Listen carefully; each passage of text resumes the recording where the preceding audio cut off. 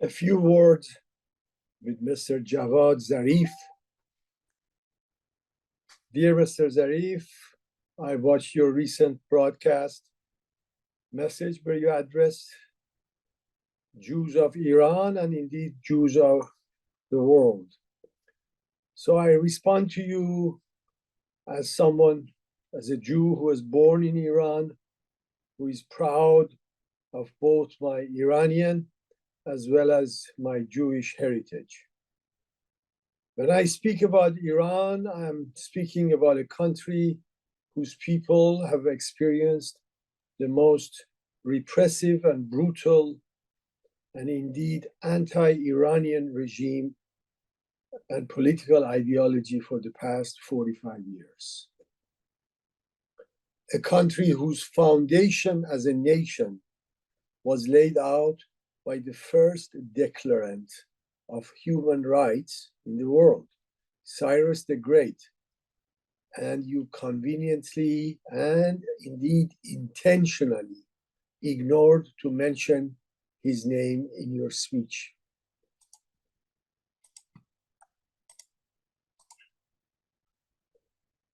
A country that my people, Jews, have resided in for over 2,700 years and have contributed and been part of its history, its literature, and its culture. We have been part of its advancements, and we have been witness to its ups and downs and its tragedies.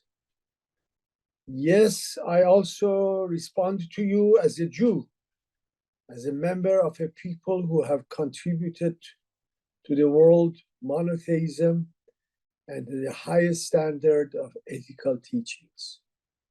A people whose history and destiny seem to be intertwined with that of Iranian people more than ever. Mr. Zarif, let me remind you that you are known to the Iranian people as the grand liar, Malikesh A'zam, the one who covers up the crimes of the Islamic regime to the free world.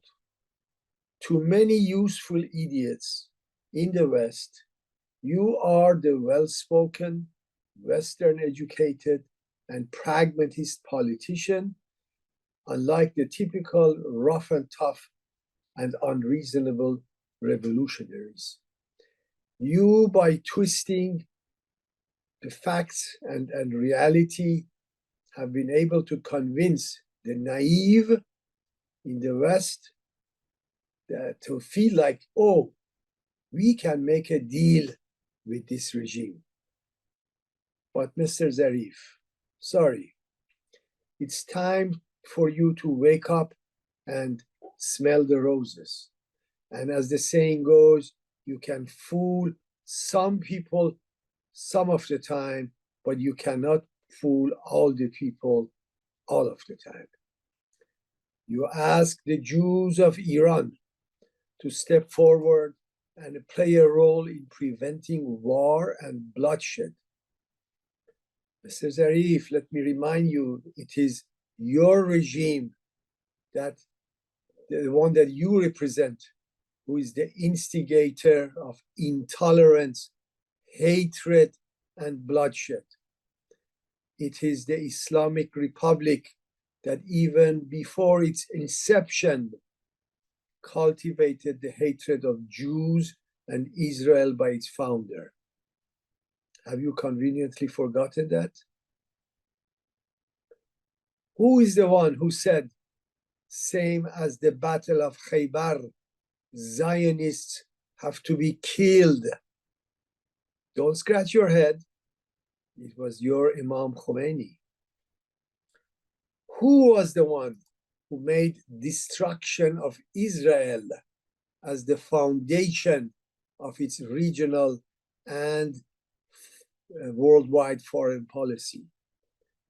Who has spent and given away billions of Iranian people's wealth to terror groups to murder Jews under the slogan of freedom for the Palestinians and the Lebanese people. Billions that could have been used for the advancement of Iran, assisting the poor children, building schools, building hospitals, and building infrastructure. Mr. Zarif, you speak to Iranian Jews. Have you asked yourself, why has the population of Iranian Jews dwindled to 90? Why has it dwindled to 5% of what it was before the revolution? Why has 95% of them left? Where did they go? Do you know why they left Iran? Why they left it while they loved it?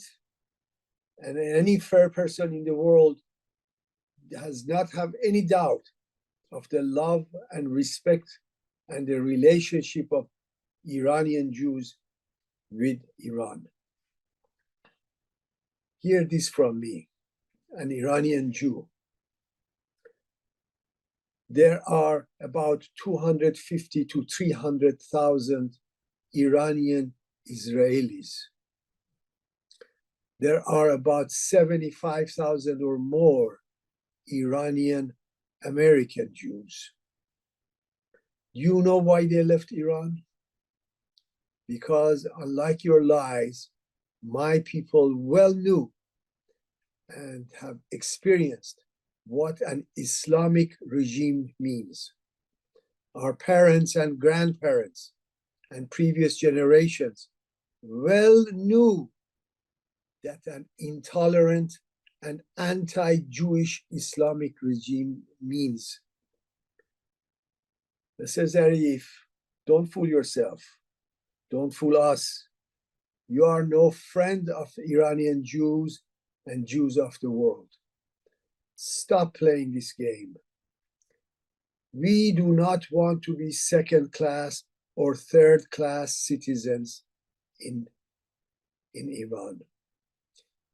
We well know, and if you don't know, let me remind you, we know what is the meaning of Ahl Zemmeh, dimitude. We do not want to be under the flag and mercy of Islamists. After all, it was you who jokingly in 2020 used the derogatory word Juhud when you were talking about Jews, and you laughed about it. You don't forget that. Mr. Zarif, life is too short. It is best to be truthful and honest. Just looking at the camera with a serious face is not enough. We do not want to be your pawns of propaganda, and surely we do not want to be your regime's hostages. We know very well when you say we distinguish between Jews, Judaism, and Zionism. We know very well that for your regime, when a Jew is murdered by terrorists, it was but a Zionist. But the Jew who bows down to you and your regime and is fooled by your propaganda, yes, that's a true Jew for you.